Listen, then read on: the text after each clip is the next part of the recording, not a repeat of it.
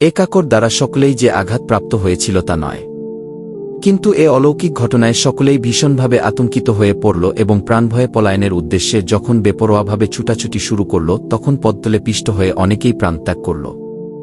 কঙ্করাঘাতে ছিন্নভিন্ন এবং পদ্মলে পিষ্ট হয়ে পলকে বীরপুরুষরা মৃত্যুর কবলে ঢেলে পড়তে লাগল। এদিকে আব্রাহার উপর আল্লাহ তাআলা এমন এক মুসিবত প্রেরণ করলেন যে তার আঙ্গুলসমূহের জোর খুলে গেল এবং সানা নামক স্থানে যেতে না যেতেই তিনি পাখির বাচ্চার মতো হয়ে পড়লেন। তারপর তার বক্ষবিদীর্ণ হয়ে হৃৎপিণ্ড বেরিয়ে এল এবং তিনি মৃত্যু মুখে পতিত হলেন। মক্কা অভিমুখে আব্রাহার অগ্রাভিযানের সংবাদ অবগত হয়ে মক্কাবাসীরা প্রাণভয়ে নানা দিকে বিক্ষিপ্ত অবস্থায় পলায়ন করে পাহাড়ের আড়ালে কিংবা পর্বতচূড়ায় আশ্রয় গ্রহণ করেছিলেন। তারপর যখন তারা অবগত হলেন যে আব্রাহা এবং তার বাহিনী সমূলে ধ্বংসপ্রাপ্ত হয়েছে, তখন তারা স্বস্তির নিঃশ্বাস ত্যাগ করে আপন আপন গৃহে প্রত্যাবর্তন করেন। অধিক সংখ্যক ইতিহাসবিদদের অভিমত হচ্ছে এ ঘটনা সংঘটিত হয়েছিল রাসূলুল্লাহ সাল্লাল্লাহু আলাইহি ওয়াসাল্লামের জন্মলাভের মাত্র 50 কিংবা 55 দিন পূর্বে মুহররম মাস। অত্র প্রেক্ষিতে এটা ধরে নেওয়া যায় যে ঘটনাটি সংঘটিত হয়েছিল 571 খ্রিস্টাব্দে ফেব্রুয়ারি মাসের শেষ ভাগে কিংবা মার্চ মাসের প্রথম ভাগে। হাতি বাহিনীর এ ঘটনা ছিল আগামী দিনের নবী সাল্লাল্লাহু আলাইহি ওয়াসাল্লাম এবং কাবা শরীফের জন্য আল্লাহর সিদ্ধান্ত ও সাহায্যের এক সুস্পষ্ট নিদর্শন। এর পেছনে আরও যে একটি কারণ ছিল তা হচ্ছে রাসূল সাল্লাল্লাহু আলাইহি ওয়াসাল্লাম তার আমলেই দেখলেন যে বায়তুল মুকাদ্দাস ছিল মুসলিমদের কিবলা এবং সেখানকার অধিবাসীগণও ছিল মুসলিম। কিন্তু তা সত্ত্বেও এর উপর আল্লাহর শত্রুদের অর্থাৎ মুশরিকগণের শাসন প্রতিষ্ঠিত ছিল। এর সুস্পষ্ট প্রমাণ হচ্ছে বুকতুনাসসরের আক্রমণ 587 খ্রিস্টপূর্ব অব্দে এবং রোমানগণের অধিকার প্রতিষ্ঠা 70 খ্রিস্টাব্দে। পক্ষান্তরে কাবার উপর খ্রিস্টানদের অধিকার প্রতিষ্ঠিত হয়নি, যদিও তারা তৎকালে মুসলিম ছিলেন এবং কাবার অধিবাসীগণ ছিলেন মুশরিক। অধিকন্তু এ ঘটনা এমন এক সময়ে সংঘটিত হয়েছিল যে এ সংক্রান্ত সংবাদটি তৎকালীন সভাজগতের অধিকারাঞ্চলে রোমান সাম্রাজ্য, পারস্য সাম্রাজ্য ইত্যাদি খুব দ্রুত ছড়িয়ে পড়ে। কারণ হাবশী এবং রোমানদের মধ্যে গভীর সম্প্রীতির সম্পর্ক বিদ্যমান ছিল। অপরদিকে পার্শ্ববাসীদের দৃষ্টি রোমানদের উপর সম্ভাবে নিপতিত ছিল এবং শেষ পর্যন্ত অবস্থা এ দাঁড়ায় যে পার্শ্ববাসীগণ অত্যন্ত দ্রুতগতিতে ইয়ামান দখল করে বসে। যে সময়ের কথা বলা হচ্ছে তখন রোমান এবং পারস্য এ দুইটি রাষ্ট্রই তৎকালীন পৃথিবীর উল্লেখযোগ্য অংশের প্রতিনিধিত্ব করত এবং যেহেতু হাতি বাহিনীর ঘটনাটি এ দুরাষ্ট্রের সকলের নিকটেই সুবিদিত ছিল, সেহেতু বলা যায় যে সমগ্র পৃথিবীর দৃষ্টি কাবা গৃহের অলৌকিকত্বের প্রতি নিবদ্ধ হয়ে গেল। বায়তুল্লাহর উচ্চ সম্মান ও সুমহান মর্যাদা সম্পর্কে আল্লাহ তাআলা প্রদত্ত সুস্পষ্ট নিদর্শন স্বচক্ষে প্রত্যক্ষ করার পর একথা তাদের মনে দুইভাবে স্থান লাভ করল যে এ গৃহকে সংরক্ষণ ও পবিত্রকরণ এবং এর সুমহান মর্যাদা অক্ষুণ্ণ রাখার ব্যাপারেই আল্লাহ তাআলা এ অলৌকিক ব্যবস্থা অবলম্বন করেছিলেন। অতএব ভবিষ্যতে এখানকার অধিবাসীগণের মধ্য থেকে কেউ যদি নবুয়ত দাবি করেন তবে সেই ঘটনার প্রেক্ষাপটে তা হবে আইনসঙ্গত এবং বাঞ্ছনীয় ব্যাপার এবং তা হবে পার্থিব ব্যবস্থাপনার ঊর্ধ্বে খোদাই রাজত্বের ভিত্তি যা ঈমানদারদের সাহায্যার্থে অবতীর্ণ হয়েছিল গায়বী সূত্র থেকে। আব্দুল মুত্তালিবের ছিল সর্বমোট 10 জন সন্তান। তাদের নাম ছিল যথাক্রমে 1 হারিস, 2 জুবাইর, 3 আবু তালেব, 4 আবদুল্লাহ, 5 হামায়া, 6 আবুল আহাব, 7 গায়দাক, 8 মুকাউইম, 9 জিরার, 10 আব্বাস। কেউ কেউ বলেছেন যে তার ছিল 11 জন সন্তান, একজনের নাম ছিল কুসাম। অন্য কেউ বলেছেন যে 13 জন সন্তান ছিল। অন্য দুজনের নাম হল আব্দুল কাবা এবং হাজল। কিন্তু 10 জনের কথা যারা বলেছেন তারা বলেন যে মুকাব্বিমের অপর নাম ছিল আব্দুল কাবা এবং গায়দাকের অপর নাম ছিল হাজল। গাদের মতে কুসাম নামে আব্দুল মুত্তালিবের কোনো পুত্র সন্তান ছিল না। আব্দুল মুত্তালিবের কন্যা ছিল 6 জন। তাদের নামগুলো হচ্ছে যথাক্রমে 1 উম্মুল হাকিম, তার অপর নাম বায়া, 1 বারাহ, 2 আতিকাহ, 3 সাফিয়াহ, 4 আরওয়া এবং 5 উমাইয়া। আব্দুল্লাহ। আব্দুল্লাহ ছিলেন রাসূলুল্লাহ সাল্লাল্লাহু আলাইহি ওয়াসাল্লামের সম্মানিত পিতা। তার আব্দুল্লাহর মাতার নাম ছিল ফাতেমা। তিনি ছিলেন আমর বিন আয়েশ বিন ইমরান মাকজুম বিন ইয়াকজাহ বিন মুররাহর কন্যা। আব্দুল মুত্তালিবের সন্তানগণের মধ্যে আব্দুল্লাহ ছিলেন সবচাইতে সুন্দর এবং সর্বোত্তম চরিত্রের অধিকারী। তিনি ছিলেন পিতার অত্যন্ত প্রিয় পাত্র। তার লকব বা উপাধি ছিল জবিহ। যে কারণে তাকে জবিহ বলা হতো তা হচ্ছে আব্দুল মুত্তালিবের প্রার্থিত পুত্র সংখ্যা যখন 10 জন হল এবং তারা সকলেই আত্মরক্ষা করার যোগ্যতা অর্জন করলেন, তখন আব্দুল মুত্তালিব তাদের নিজ মানত সম্পর্কে অবহিত করেন। তাদের পক্ষ থেকে একজনকে আল্লাহর নামে উৎসর্গ করার ব্যাপারে তারা সকলেই এ প্রস্তাবে স্বীকৃতি জ্ঞাপন করেন। কথিত আছে, আব্দুল মুত্তালিব ছেলেদের মধ্যে কাকে কুরবানি করা যায় এ ব্যাপারে লটারি করলেন। লটারিতে আব্দুল্লাহর নাম উঠল, অথচ তিনি ছিলেন তার সবচেয়ে প্রিয় পাত্র। এমতাবস্থায় আব্দুল্লাহ মুত্তালিব বললেন, হে আল্লাহ, সেই নাকি 100 উট। অতঃপর আবার আব্দুল্লাহ ও 100 উটের মধ্যে লটারি করলে 100 উটের নাম উঠে। আবার এটাও কথিত আছে যে আব্দুল মুত্তালিব ভাগ্যনির্ণায়ক তীরের উপর তাদের সকলের নাম লিখেন এবং হুবাল মূর্তির সেবায়েত বা তদারক কারিগণের পন্থায় চক্রাকারে ঘোরানো ফেরানোর পর নির্বাচন গুটিকা বা লটারির গুটি বের করেন। লটারিতে আব্দুল্লাহর নাম উঠে যায়। আব্দুল মুত্তালিব আব্দুল্লাহর হাত ধরে তাকে নিয়ে যান কাবা গৃহের নিকট। তার হাতে ছিল জবেহ কাজে ব্যবহার উপযোগী একটি ধারালো অস্ত্র। কিন্তু কুরাইশগণের মধ্যে বনি মাকজুম অর্থাৎ আব্দুল্লাহর নানা গোষ্ঠীর লোকজন এবং আব্দুল্লাহর ভাই আবু তালিব এ ব্যাপারে তাকে বাধা প্রদান করেন। তার মান্যত পূরণে বাধাপ্রাপ্ত আব্দুল মুত্তালিব বললেন, তাহলে মান্যতের ব্যাপারে তার করণীয় কাজ কি হতে পারে? এত বিষয়ে বিশেষ জ্ঞানের অধিকারিণী বা তত্ত্ব বিশারদ কোনো মহিলার নিকট থেকে এ ব্যাপারে পরামর্শ গ্রহণের জন্য তারা তাকে উপদেশ প্রদান করেন। আব্দুল মুত্তালিব জনৈক তত্ত্ববিশারদের নিকট গিয়ে এ ব্যাপারে তার পরামর্শ চাইলে সঠিক সিদ্ধান্ত গ্রহণের জন্য আব্দুল্লাহ এবং 10টি উটের মধ্যে লটারি বা নির্বাচন গুটিকা ব্যবহারের পরামর্শ দেন। নির্বাচনী গুটিকায় যদি আব্দুল্লাহর নাম উঠে যায় তাহলে 10টি উটের সঙ্গে আরও 10টি উট যোগ করে নির্বাচনী গুটিকা ব্যবহার করতে হবে, যে পর্যন্ত না আব্দুল্লাহর নামের স্থানে উট কথাটি প্রকাশিত হয় সে পর্যন্ত একই ধারায় নির্বাচনী গুটিকা ব্যবহার করে যেতে হবে যতক্ষণ না আল্লাহ সন্তুষ্ট হয়ে যান। তারপর উটের যে সংখ্যা নির্ধারক নির্বাচনী গুটিকা ব্যবহার করা হবে সেই সংখ্যক উট আল্লাহর নামে উৎসর্গ করতে হবে। সেখান থেকে প্রত্যাবর্তনের পর আব্দুল মুত্তালিব আব্দুল্লাহ ও 10টি উটের মধ্যে নির্বাচনী গুটিকা ব্যবহার করেন, কিন্তু এতে আব্দুল্লাহর নামই প্রকাশিত হয়। তত্ত্ববিশারদের নির্দেশ মোতাবেক দ্বিতীয় দফায় উটের সংখ্যা আরও বেশি বৃদ্ধি করে তিনি নির্বাচনী গুটিকা ব্যবহার করেন, কিন্তু এতেও আব্দুল্লাহর নামই উঠে যায়। কাজেই পরবর্তী প্রত্যেক দফায় 10টি উটের সংখ্যা বৃদ্ধি করে তিনি নির্বাচনী গুটিকা ব্যবহার করে যেতে থাকেন। এ ধারায় চলতে চলতে যখন 100 উট এবং আব্দুল্লাহর নাম নির্বাচনী গুটিকায় ব্যবহার করা হয় তখন উট কথাটি প্রকাশিত হয়। এ প্রেক্ষিতে আব্দুল মুত্তালিব আব্দুল্লাহর পরিবর্তে 100টি উট আল্লাহর নামে উৎসর্গ করেন। উৎসর্গীকৃত পশুর গোশত কোনো মানুষ কিংবা জীবজন্তুর খাওয়ার ব্যাপারে কোনো বাধানিষেধ ছিল না। উল্লেখিত ঘটনার পূর্বে আরব এবং কুরাইশগণের মধ্যে শনিতপাতের খেসারত বা মূল্য ছিল 10টি উট, কিন্তু এ ঘটনার পর এর বর্ধিত সংখ্যা নির্ধারিত হয় 100টি উট। ইসলামও এ সংখ্যাকে স্থায়ীভাবে প্রতিষ্ঠিত করেছে। প্রিয় নবী সাল্লাল্লাহু আলাইহি ওয়াসাল্লাম হতে বর্ণিত হয়েছে, তিনি বলেছেন যে, আমি 2 জবিহর সন্তান, একজন ইসমাইল আলাইহিস সালাম এবং অন্যজন হচ্ছেন আমার পিতা আব্দুল্লাহ। আব্দুল মুত্তালিব স্বীয় সন্তান আব্দুল্লাহর বিবাহের জন্য আমেনাকে মনোনীত করেন। তিনি ছিলেন ওয়াহাব বিন আবদে মানাফ বিন জুহরা বিন কিলাবের কন্যা। বংশ পরম্পরা এক মর্যাদার দিক দিয়ে তাকে কুরাইশ গোত্রের মধ্যে উন্নত মানের মহিলা ধরা হতো। তার পিতা ছিলেন বিখ্যাত বনি জুহরা গোত্রের দলপতি। বিবাহের পর আমেনা মক্কায় স্বামী গৃহে আগমন করেন এবং স্বামীর সঙ্গে বসবাস করতে থাকেন, কিন্তু অল্প দিন পরেই আব্দুল মুত্তালিব ব্যবসা উপলক্ষে খেজুর আনয়নের উদ্দেশ্যে আব্দুল্লাহকে মদিনা প্রেরণ করেন। তিনি সেখানেই মৃত্যুবরণ করেন। কোনো ইতিহাসবিদ বলেন যে ব্যবসায়ের উদ্দেশ্যে আব্দুল্লাহ শাম দেশে গমন করেছিলেন। এক কুরাইশ কাফেলার সঙ্গে মক্কা প্রত্যাবর্তনের পথে তিনি অসুস্থ হয়ে পড়েন ও মদিনায় অবতরণ করেন। সেই অসুস্থতার মধ্যেই সেখানে তিনি মৃত্যুবরণ করেন। নাবেগা জাদির বাড়িতে তার কাফন দাফনের ব্যবস্থা করা হয়। সেই সময় তার বয়স হয়েছিল 25 বছর।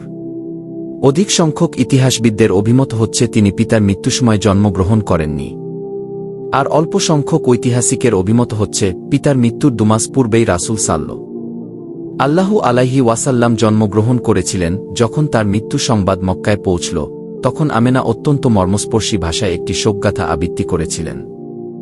শোকগাথাটি হচ্ছে বাতহার জমিন হাসিমের পুত্রকে হারালো, সে চিৎকার ও গোলমালের মাঝে সমাধিতে সুখস্বপ্নবৎ পরিতৃপ্ত হয়ে গেল। মৃত্যু মানুষের মধ্যে ইবনে হাসিমের মতো কোনো ব্যক্তিকে ছাড়েনি। কতই দুঃখজনক ছিল যখন সেই সন্ধ্যায় লোকেরা তাকে মৃতের খাটে উঠিয়ে নিয়ে যাচ্ছিলেন। যদিও মৃত্যু এবং মৃত্যুর ঘটনাবলী তার অস্তিত্বকে শেষ করেছে, তবুও তার উন্নতর চারিত্রিক বৈশিষ্ট্যসমূহকে মুছে ফেলতে পারবে না। তিনি ছিলেন বড়ই দয়াবান এবং কোমল অন্তঃকরণের অধিকারী। মৃত্যুকালে তিনি যে সব সহায় সম্পদ রেখে গিয়েছিলেন তা ছিল যথাক্রমে 5টি উট, এক পাল ছাগল এবং একটি হাবশী দাসী যার নাম ছিল বরকত ও উপনাম উম্মে আয়মান। এই উম্মে আয়মানই নবী কে দুধ পান করিয়েছিলেন। সৌভাগ্যময় জন্ম। রাসূলুল্লাহ সাল্লাল্লাহু আলাইহি ওয়াসাল্লাম মক্কায় বিখ্যাত বনি হাশিম বংশের রবিউল আওয়াল ফিলের বছর সোমবার দিবস রজনীর মহাসন্ধিক্ষণে শুভহে সাদেকের সময় জন্মলাভ করেন। ইংরেজি পঞ্জিকা মতে তারিখটি ছিল 571 খ্রিস্টাব্দে 20 অথবা 22 এপ্রিল। এ বছরটি ছিল বাদশাহ নওশেরওয়ার সিংহাসনে অধিষ্ঠিত হওয়ার 40তম বছর। বিশিষ্ট শিক্ষাবিদ মুহাম্মদ সুলাইমান মুনসুরপুরি রহিমাহুল্লাহের অনুসন্ধানলব্ধ সঠিক অভিমত হচ্ছে এটাই। ইবনে সাদ হতে বর্ণিত হয়েছে যে রাসূলুল্লাহ সাল্লাল্লাহু আলাইহি ওয়াসাল্লামের মা বলেছেন, যখন তার জন্ম হয়েছিল তখন আমার শরীর হতে এক জ্যোতি বের হয়েছিল যাতে শামদেশের অট্টালিকাসমূহ আলোকিত হয়েছিল। ইমাম আহমদ রহিমাহুল্লাহ ইরবায় বিন সারিয়া কর্তৃক অনুরূপ একটি বর্ণনা উল্লেখ করেছেন। নবী সাল্লাল্লাহু আলাইহি ওয়াসাল্লামের জন্মের সময় কিছু উল্লেখযোগ্য ঘটনা নবুয়াতের পূর্বাভাস স্বরূপ প্রকাশিত হয়। কিসরা প্রাসাদের 14টি সৌধচূড়া ভেঙে পড়ে, প্রাচীন পার্শ্বিক যাজকমণ্ডলীর উপাসনাগারগুলোতে যুগ যুগ ধরে প্রজ্বলিত হয়ে আসা অগ্নিকুণ্ডগুলো নির্বাপিত হয়ে যায়, বুহায়রা পাদ্রীগণের সরগম গির্জাগুলো নিস্তেজ ও নিষ্প্রভ হয়ে পড়ে।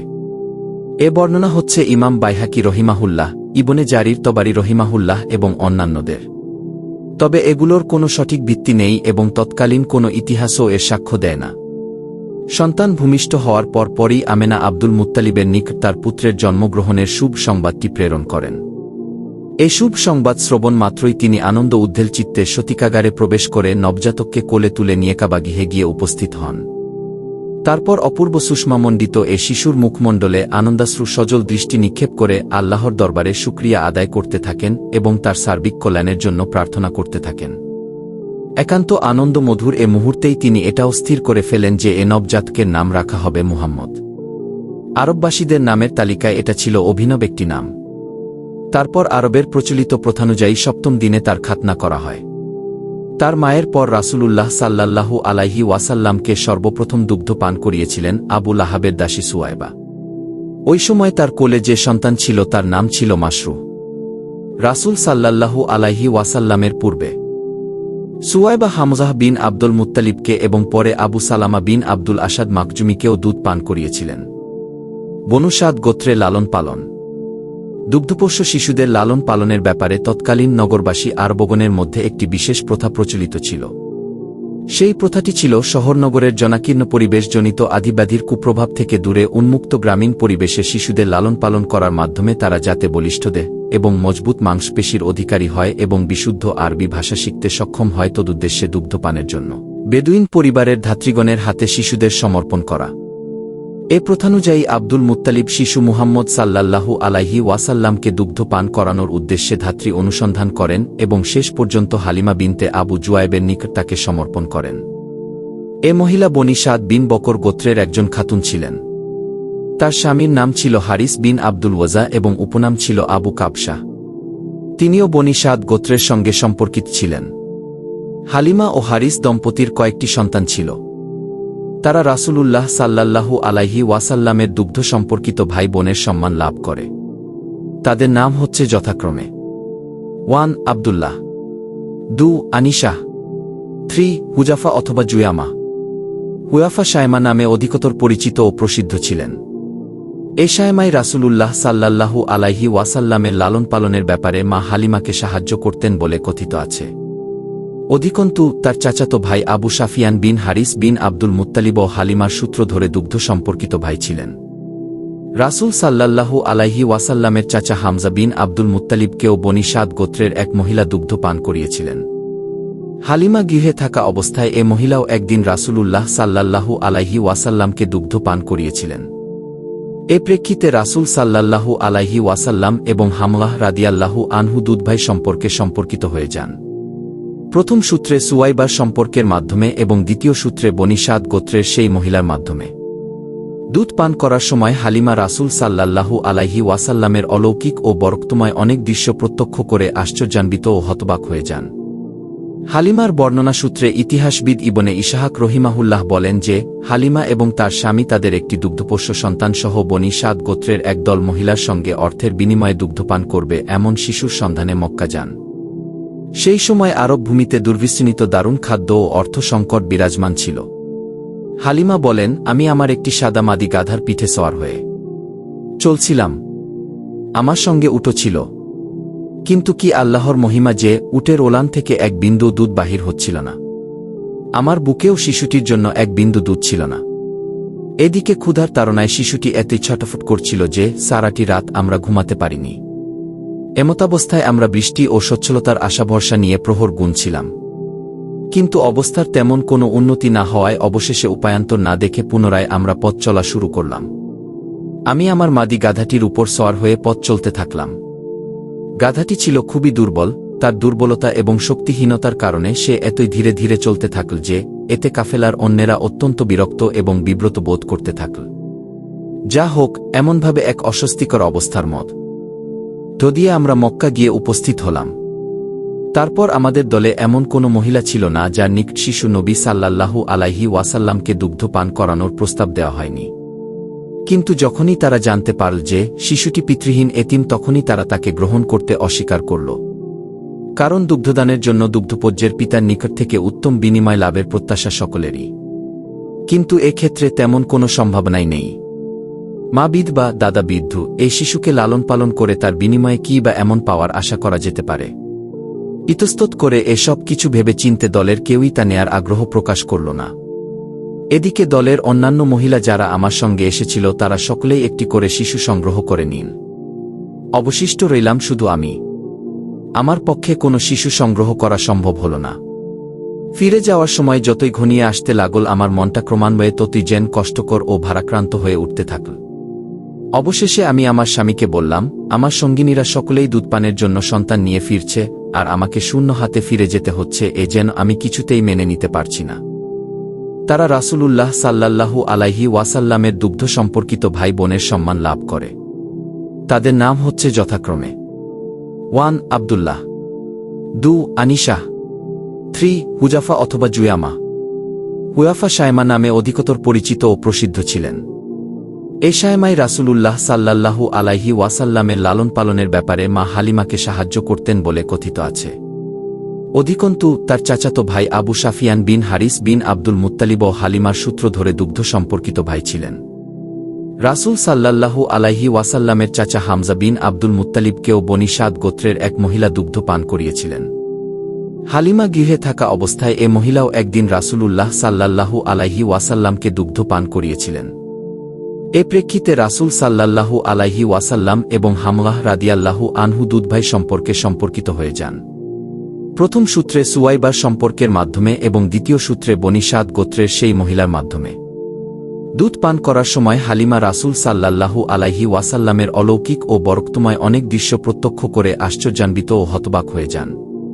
হালিমার বর্ণনা সূত্রে ইতিহাসবিদ ইবনে ইসহাক রহিমাহুল্লাহ বলেন যে, হালিমা এবং তার স্বামী তাদের একটি দুগ্ধপোষ্য সন্তানসহ বনী সাদ গোত্রের একদল মহিলার সঙ্গে অর্থের বিনিময়ে দুগ্ধপান করবে এমন শিশুর সন্ধানে মক্কা যান। সেই সময় আরব ভূমিতে দুর্বিসৃণিত দারুণ খাদ্য ও অর্থ সংকট বিরাজমান ছিল।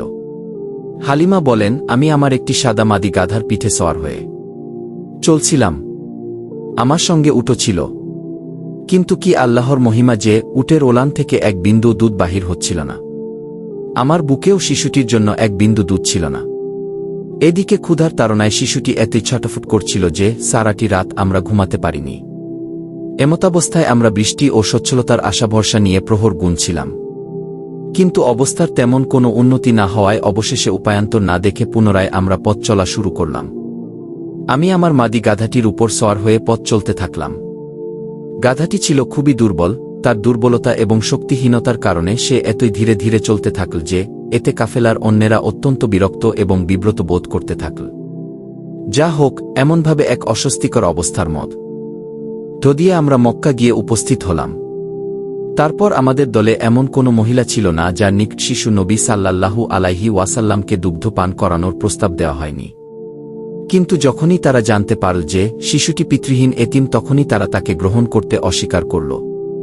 কারণ দুগ্ধদানের জন্য দুগ্ধপোষ্যের পিতার নিকট থেকে উত্তম বিনিময় লাভের প্রত্যাশা সকলেরই। কিন্তু এক্ষেত্রে তেমন কোনো সম্ভাবনাই নেই। মা বিধবা, দাদা বৃদ্ধ, এই শিশুকে লালন পালন করে তার বিনিময়ে কী বা এমন পাওয়ার আশা করা যেতে পারে? ইতস্তত করে এসব কিছু ভেবে চিনতে দলের কেউই তা নেয়ার আগ্রহ প্রকাশ করল না। এদিকে দলের অন্যান্য মহিলা যারা আমার সঙ্গে এসেছিল তারা সকলেই একটি করে শিশু সংগ্রহ করে নিন। অবশিষ্ট রইলাম শুধু আমি। আমার পক্ষে কোনো শিশু সংগ্রহ করা সম্ভব হল না।